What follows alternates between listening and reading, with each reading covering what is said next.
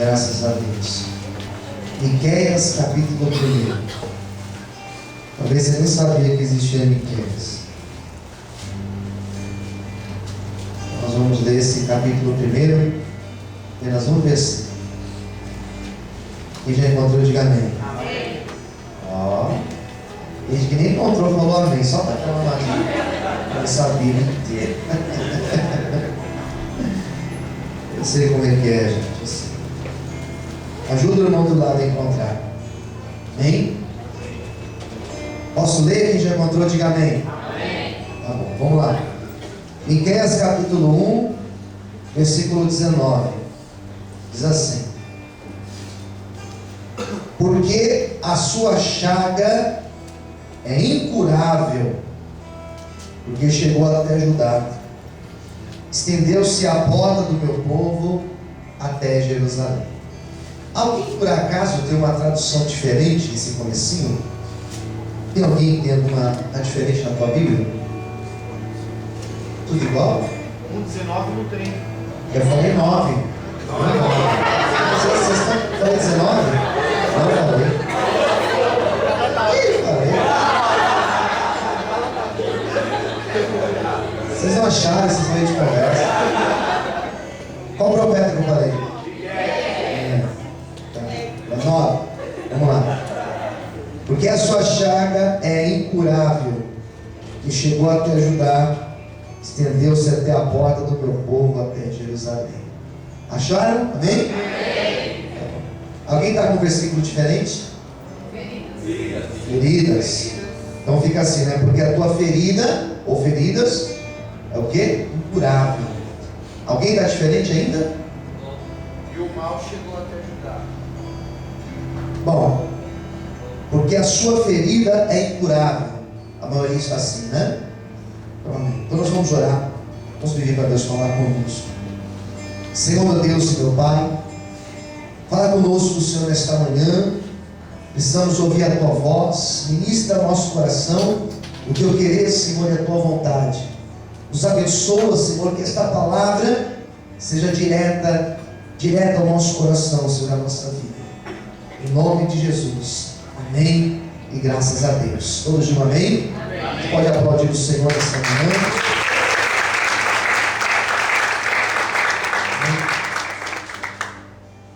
É interessante quando você pega um texto e você encontra uma palavra extrema dessa.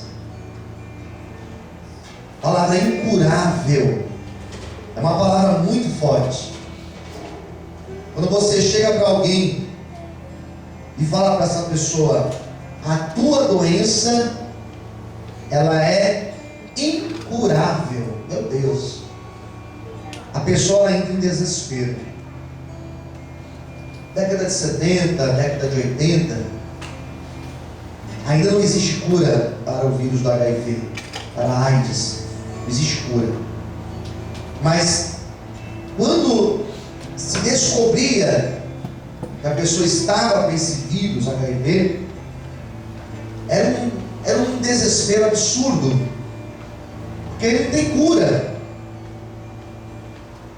e a pessoa ela sofria até a sua morte, rejeição muito forte, e a pessoa vivia de uma forma muito limitada.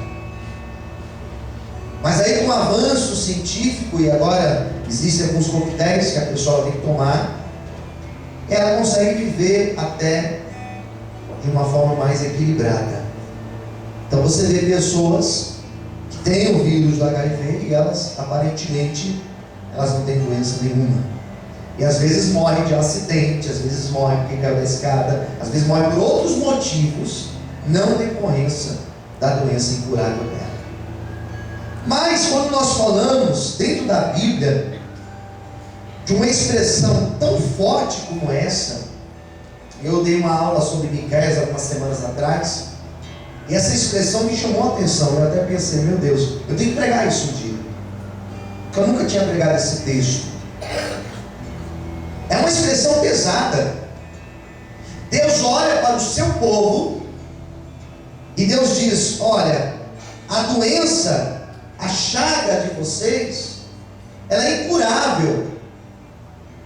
Ela vai levar à morte. Quem entendeu, diga amém. Amém. Então é uma expressão pesada. Alguns profetas, quando você começa a estudar os profetas, eu estou tendo essa experiência com os alunos aqui de segunda-feira, você encontra algumas expressões muito pesadas. Deus realmente falando de forma dura com esse povo. Deus falando de forma muito, mas muito dura mesmo. Por isso que os livros dos profetas, em alguns momentos, lá no Novo Testamento, Jesus se refere a ele como um livro da justiça. Jesus, ele andava conforme a lei e a justiça. O que significa isso? Conforme o Pentateuco e conforme os profetas. Então você encontra algumas expressões pesadas, porque a época exigia isso. A época do profeta Miqueias, por exemplo, era uma época em que o povo estava distante de Deus. Eles tinham se distanciado, e se distanciado muito de Deus.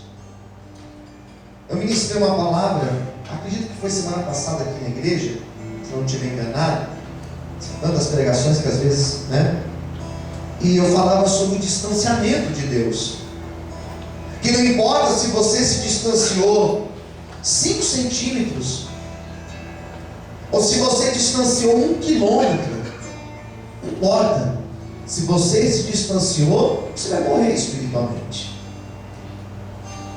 Eu falava lá na chácara para os meninos sobre o galho de uma árvore que você quebra ele, você coloca no lado da árvore, ele morre, ele vai secar. E se você pegar esse galho e levar quilômetros de distância, ele vai secar do mesmo jeito, porque ele saiu da árvore. Esse povo de Israel, sobretudo Judá, porque esse tal Miqueias era o profeta de Judá, esse povo estava longe de Deus. E eles tinham se afastado muito. Eles tinham brincado de se afastar de Deus. Isso é muito sério. Então Deus vai lá no meio do campo, no meio dos camponeses, um povo simples, agrícola, e Deus levanta esse homem chamado Miqueias. Quem entendeu, diga amém. E esse Miqueias, Deus pega ele, Deus coloca ele na frente de um povo simples, pobre, explorado, um povo que era fragilizado pelo sistema político, pelo sistema religioso da sua época, que explorava o pobre, coitado. Então Miqueias se põe na frente para se fazer uma voz de Deus, para falar por esse povo. Quem entendeu, diga bem. Era esse o Miqueias. Esse Miqueias, ele veio com uma voz forte e uma voz de denúncia, para dizer: olha, o sistema que nós estamos vivendo, sobretudo vocês aí, elite e poderosos, vai nos levar à ruína, irá nos levar à morte, que nós estamos doentes. O afastamento de Deus é chamado de doença, dentro do livro do profeta Miqueias. A pessoa adoece, e a pessoa, quando ela está doente, não precisa ter dificuldade de pensar. Tem que imaginar uma pessoa com febre.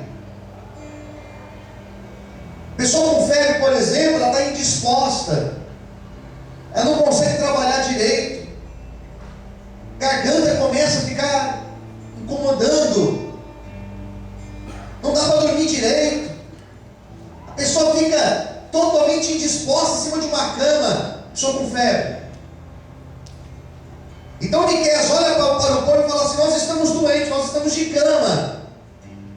E o pior, Deus falou comigo que a nossa doença não tem cura. Quem entendeu, diga amém. Que coisa terrível. Agora, o que leva Deus a olhar para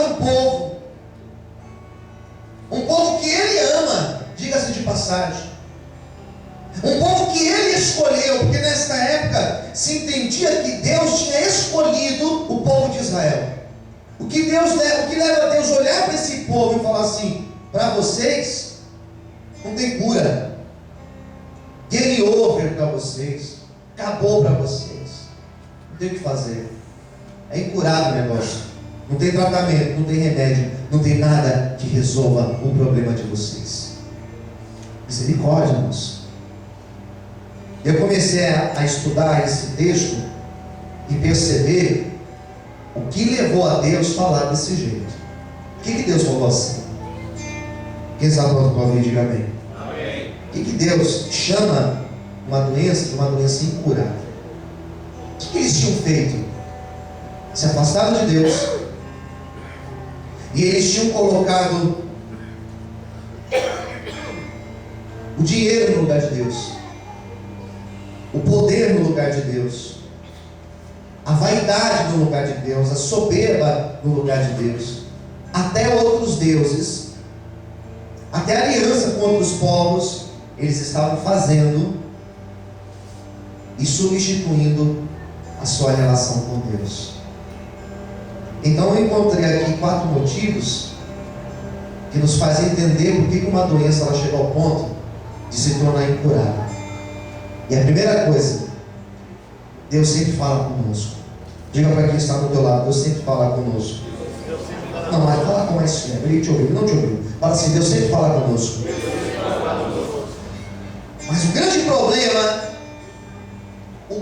problema é que nem sempre nós ouvimos a voz de Deus. Uma doença se torna incurável, a relação com Deus se torna incurável quando Deus fala e nós não ouvimos. E não é simplesmente o fato de ouvir, que ouvir por ouvir não adianta. É ouvir e é entender. Posso ouvir amém? Amém. Tá bom, eu entendi. E não é simplesmente ouvir e entender, mas é ouvir, é entender e mudar. Porque ainda existe uma esperança, amém? Desde que eu ouça, entenda e mude de atitude. Essa mudança de atitude, nós chamamos disso, no Novo Testamento, sobretudo, nós chamamos de conversão. Nós chamamos de arrependimento, conversão, e conversão verdadeira. Hoje em dia as pessoas estão vivendo uma conversão parcial. Hoje em dia as pessoas estão vivendo uma conversão com dias da semana, com prazo de validade. Eu sou uma bênção, pastor, eu sou convertido aos domingos. De domingo nem palavrão eu falo, nem carne eu como de domingo, né? É o dia santo, só como peixe de domingo, tá bom. Mas e os outros dias da semana? Não, os outros dias da semana, eu queria a música do Wesley Safadão, estou namorando todo mundo, eu estou assim, estou assado, não sei o quê. Não. A conversão nos leva a uma mudança verdadeira e real, queridos. E o grande problema deste povo é que Deus falou com eles e eles se fizeram surdos à voz de Deus. O grande problema deste povo é que Deus falou: vocês estão se afastando, vocês estão me deixando, vocês estão me substituindo. E esse povo, ao invés de mudar, ao invés de se converter, eles continuaram insistindo nos mesmos erros. E o que Deus nessa manhã está falando para mim e para você é que nós não podemos insistir nos mesmos erros, porque se nós insistirmos nos mesmos erros, a doença ficará incurável, a doença vai nos levar à morte espiritual. Quantos podem aplaudir e exaltar o Senhor nessa manhã? Aleluia! Então nós não podemos nos fazer de surdos à voz de Deus. Deus falava com eles não ouviam. Eu estava meditando na palavra de Deus em 1 Samuel, que vai falar sobre o sacerdócio de um homem chamado Eli. E o sacerdócio funcionava igual a monarquia. Era família sacerdotal, era uma família de reis. Então quando morria o sacerdote, quem substituía? Os seus filhos. Os filhos morrendo, os netos, e aí existe uma sucessão familiar. E a família de Eli, Deus simplesmente rasgou eles do plano de Deus. Deus simplesmente rasgou a família de Eli e falou: não, agora eu vou começar uma outra história. Vou começar com Samuel agora, uma nova família sacerdotal. Quem está entendendo? Diga amém. Por que Deus esgotou as possibilidades com Eli? Porque Deus falava com eles e eles não ouviam mais a voz de Deus. E esse foi o problema na época de Miqueias. Segunda coisa, o que leva uma doença, uma ferida, ficar incurável? Quando não existe arrependimento verdadeiro. Percebe a minha frase? Quando não existe arrependimento, o quê? Verdadeiro. Se eu digo que existe um arrependimento verdadeiro, é que também existe um arrependimento que não é tão verdadeiro, que não é genuíno, ele é parcial. O arrependimento, quando ele é parcial, nós podemos chamar de remorso, por exemplo, peso na consciência, tristeza por ter errado. Isso não é arrependimento. O arrependimento, quando ele é verdadeiro, leva a pessoa a sentir a dor, a tristeza, mas sobretudo leva a pessoa a dizer: Senhor, se eu pudesse voltar atrás, faria diferente. E quando eu posso voltar atrás, eu volto atrás e eu conserto aquilo que eu fiz que não foi do agrado de Deus. Quem entendeu, diga amém. Isso é arrependimento verdadeiro. Percebe que quando Zaqueu ele peca contra Deus, roubando, fazendo tudo que não devia, cobrando impostos além do devido, quando ele se arrepende, quando Jesus entra na casa dele, o que ele fala? Senhor, eu vou repartir o que eu tenho, e as pessoas que eu roubei, eu vou devolver para elas o dinheiro 4 vezes mais, porque eu estou arrependido daquilo que eu fiz. Quem entendeu, diga amém. Porém, o arrependimento desse povo era arrependimento que vinha só quando a dor chegava, quando dava dor, quando tinha um problema, quando a cabeça doía, quando os inimigos vinham para oprimir, eles choravam: Senhor, nós nos arrependemos. Mas era arrependimento muito rápido. Daqui a pouco eles já estavam fazendo as mesmas coisas. Deus essa manhã está falando conosco, igreja. Posso ouvir amém? Amém. O que Deus quer de mim e de você é uma mudança verdadeira, é uma mudança radical de atitude, é nós tirarmos tudo aquilo que nos compromete, nos afasta de Deus. Por isso que a Bíblia fala que se o teu olho te faz pecar, arranca o teu olho. É melhor ir para o céu sem olho do que ir para o inferno com os teus 2 olhos. Em nome de Jesus, arranque aquilo que tem te afastado do Senhor, se arrependa, para que Deus possa trazer cura e restauração sobre a tua vida, em nome de Jesus. Quantos podem aplaudir e exaltar o Senhor nessa manhã? Aleluia.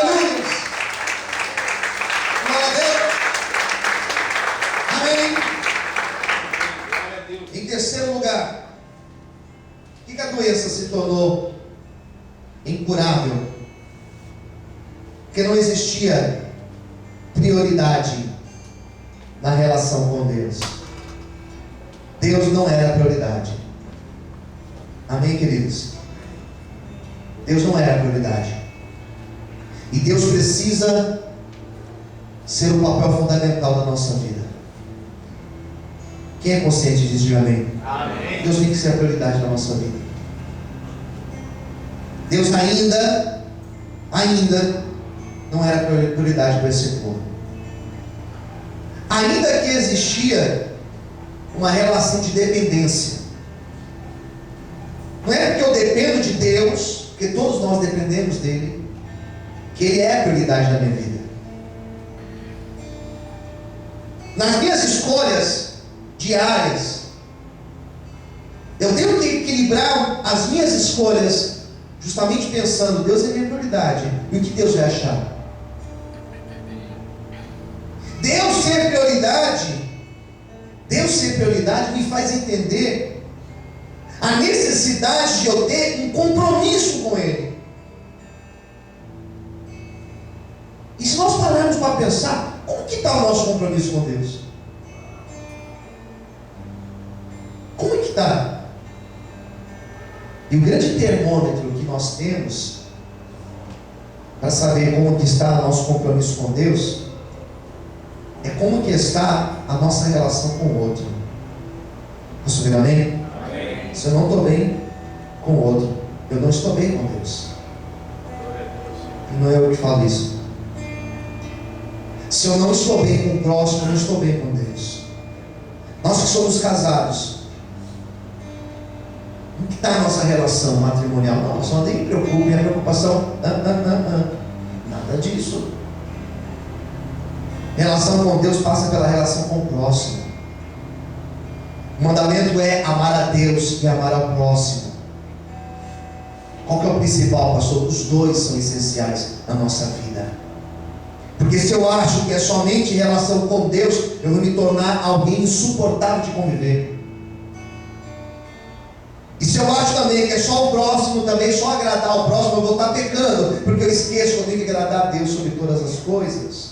Então precisa existir um equilíbrio. Como que está a nossa relação com Deus? E qual é o tempo que nós dedicamos para a saúde da nossa relação com Deus? Qual é o tempo que nós dedicamos, por exemplo, a desfrutar de uma comunhão com Deus? Queridos, é um negócio muito sério. Porque às vezes nós não priorizamos a Deus e queremos que Deus nos coloque como prioridade lá nos céus. Queremos que a nossa vida seja prioridade para Deus. Queremos que as nossas coisas sejam feitas no nosso tempo. Porém, qual tem sido a nossa prioridade? Miqueias falava para um povo que tinha se esquecido e se afastado de Deus. Então Deus olha e fala: a doença é incurável, que Deus não sou a prioridade de vocês. Porém, nessa manhã, se Deus for a nossa prioridade, todas as demais coisas serão acrescentadas em nossa vida, em nome de Jesus. Como você pode aplaudir e exaltar ao Senhor nessa manhã? Aleluia! Você pode aplaudir o Senhor?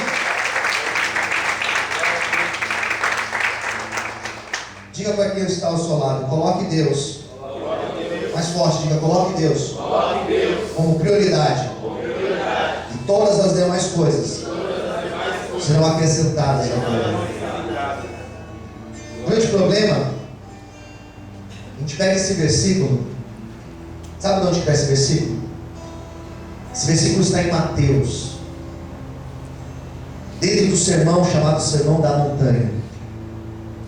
E esse versículo ele não é um negocinho solto lá dentro. Ele vem lá de cima. Jesus começa a falar das bem-aventuranças, o que é ser feliz. O primeiro sermão de Jesus fala sobre felicidade. O que é ser feliz de verdade? Ele vai falando o que é ser feliz de verdade. É você, mesmo sendo perseguido, você ter certeza que o Senhor está contigo. Posso ver amém? Então ele vai falar de dar esmolas, por exemplo. Ele vai ensinar a oração do Pai Nosso, está lá no Sermão da Montanha. Ele vai ensinar que nós não devemos amar ao dinheiro e amar a Deus, porque você vai desagradar um e agradar o outro. Ele vai falando. E chega uma hora que ele fala sobre ansiedade, dizendo que Salomão não se vestia como os lírios do campo, dizendo que as aves do céu elas não trabalham, não fiam, e todos os dias Deus alimenta elas. Então ele vai construindo essa ideia. E lá no final ele fala o quê? Coloque Deus como prioridade. E tudo que você precisa será acrescentado na tua vida. Substitua a ansiedade por uma relação com Deus. Substitui a necessidade do dinheiro por uma relação com Deus. Substitua as tuas perseguições pela tua relação com Deus. E o que você precisa será suprido pelo Senhor, amém? Por isso nessa manhã o convite é colocar Deus como prioridade, e as outras coisas serão acrescentadas em nós. Quantos podem aplaudir e exaltar ao Senhor nessa manhã? Amém? Glória a Deus. Em quarto e último lugar, quando a doença se torna incurável? Quando você não busca o tratamento ideal. Posso ver amém? Amém. Quando você não busca a cura ideal. A cura não está em nada além de Deus. Quem poderia curar esse povo, restaurar esse povo de um quadro tão terrível que eles estavam vivendo e que eles iriam viver, era a presença de Deus. Não existe um outro caminho. Quem entendeu? Diga amém. Não existe uma outra saída a não ser buscar em Deus. Pastor, mas Deus pode resolver tudo. Deus pode resolver além daquilo que nós precisamos ou pedimos para Ele. Agora, qual tem sido a nossa, como nós temos construído a nossa relação com Deus? Qual é a nossa motivação, por exemplo, de sair da nossa casa domingo de manhã para vir até aqui? Qual é a nossa motivação, por exemplo, de orar e de buscar a Deus? Talvez a nossa motivação tenha sido aquilo que Deus pode fazer na nossa vida. E essa motivação não é correta. A motivação tem que ser buscar a Deus por aquilo que Ele é, e não por aquilo que Ele pode fazer em nós. Quem entendeu, diga amém. No momento que esse povo entende que eles necessitavam buscar em Deus, porque a doença é incurável. Olha o que diz o texto. Eu quero que você, por favor, pegue sua Bíblia. Lá no capítulo 7, quando eles percebem a necessidade disso.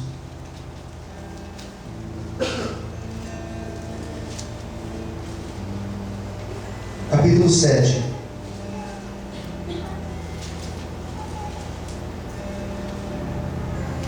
Olha o que diz aqui no versículo de número 18. Quem, ó Deus, é semelhante a Ti, que perdoas a iniquidade e que te esqueces da rebelião do restante da tua herança? O Senhor não retém a sua ira para sempre, porque Ele tem prazer na benignidade.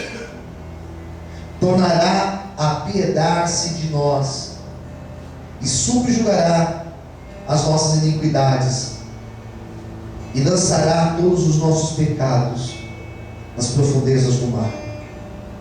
Darás a Jacó a fidelidade e a Abraão a benignidade que juraste aos nossos pais desde os dias antigos. Todos digam amém. O texto lá no capítulo 1, que foi o texto inicial, dizia claramente: a iniquidade de vocês causou uma ferida, e essa ferida ela é incurável. Por que ela é incurável? Eles não queriam se arrepender. Eles não estavam ouvindo a voz do Senhor. Eles não priorizavam a relação com Deus. Eles não estavam buscando a Deus. Porém, no momento, e aqui eu quero que você preste atenção, no momento que eles entenderam a necessidade de buscar a Deus, a necessidade de se ajoelhar e falar: Senhor, nos perdoe, restaura a nossa sorte, a nossa vida, nos dê uma nova oportunidade. A beleza do livro de Miqueias é mostrar que Deus é um Deus que abre os céus e dá ao homem a oportunidade de recomeçar, e dá ao homem a oportunidade de recomeçar tantas vezes forem necessárias, e tantas vezes ele se arrepender e dizer: Senhor, me perdoa, me ajuda. Deus, Ele é poderoso para nos restaurar. E eu creio que nesta manhã Deus está aqui, abrindo o céu sobre as nossas vidas, e uma nova oportunidade está nos sendo dada, porque nesta manhã Deus nos trouxe aqui com um propósito de cura e de restauração, onde existe uma ferida incurável. Se você acredita no poder desse Deus, aplauda e exalte ao Senhor nesta manhã de hoje, em nome de Jesus. Aleluia. Existe uma palavra aqui que eu acho tremenda, que é a palavra esquecimento. Fala para quem está ao seu lado: nosso Deus, Ele é um Deus perfeito. Ele é um Deus que sabe de todas as coisas. Mas Ele é um Deus que se esquece dos nossos pecados. Posso ouvir amém?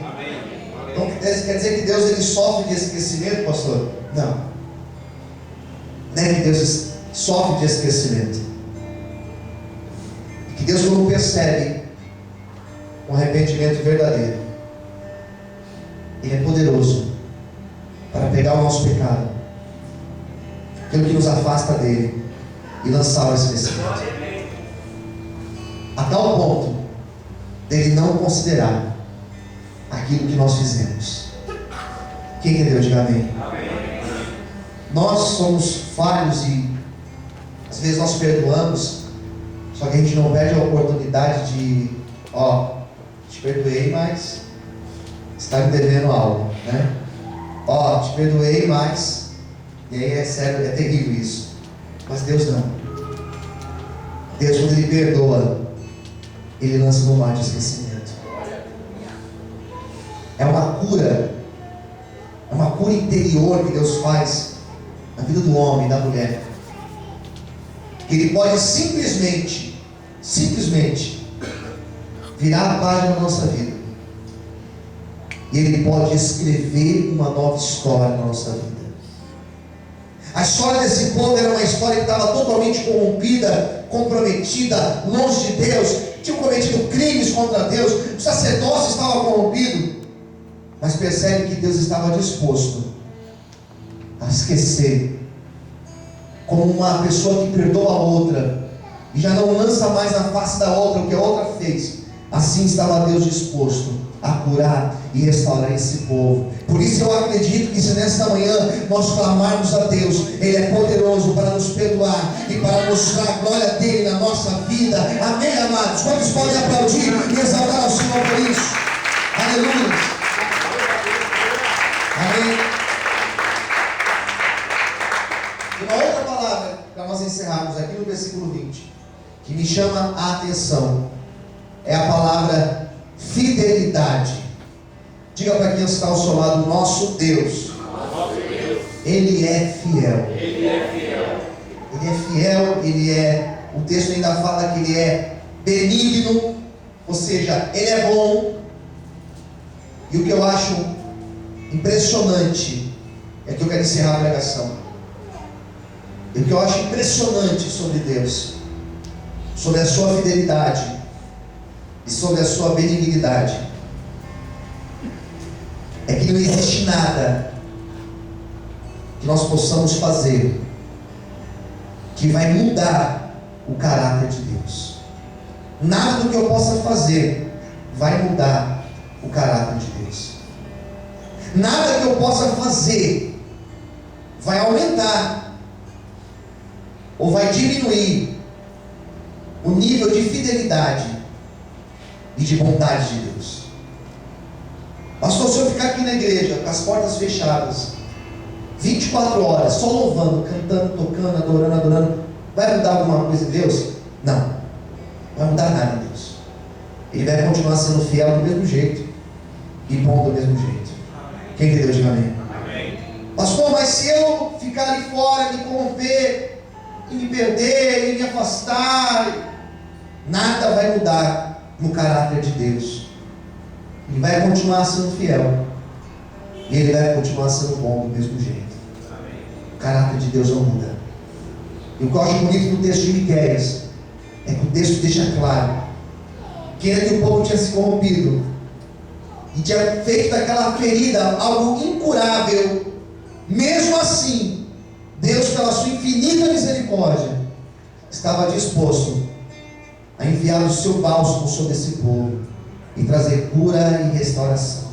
Por isso que eu acredito que não importa o estágio que o homem chegue, não importa a distância que ele foi de Deus, lá ainda a mão do Senhor pode alcançar para restaurar, para curar, para manifestar a glória dele sobre a nossa vida. Amém, amados? Basta nós nos arrependermos verdadeiramente, e aquilo que é incurável, Deus pode curar e restaurar em nome de Jesus. Quantos podem aplaudir e exaltar ao Senhor esta manhã? Mais palmas, amém? Amém? Eu acredito que nesta manhã, vamos ficar em pé. Eu acredito que nesta manhã, Deus falou com todos nós. Vamos fechar os nossos olhos. Vamos falar com Deus esta manhã.